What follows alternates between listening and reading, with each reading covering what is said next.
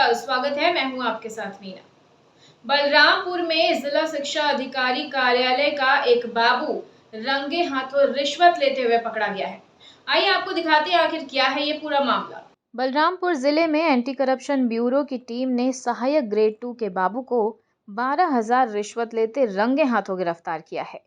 ACB ने यह कार्रवाई विकासखंड शिक्षा अधिकारी कार्यालय वाड्रफ नगर में की है।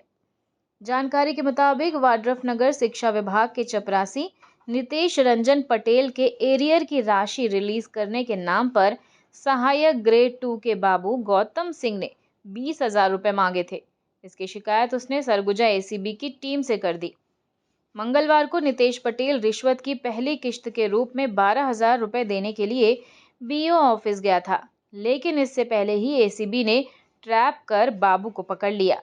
गौतम सिंह को हिरासत में लेकर पूछताछ की जा रही है। और खबरों में फिलहाल इतना ही। अपडेटेड रहने के लिए हमारे चैनल को सब्सक्राइब कर लीजिए और नोटिफिकेशन के लिए बेल आइकन दबाना ना भूलें। नमस्कार।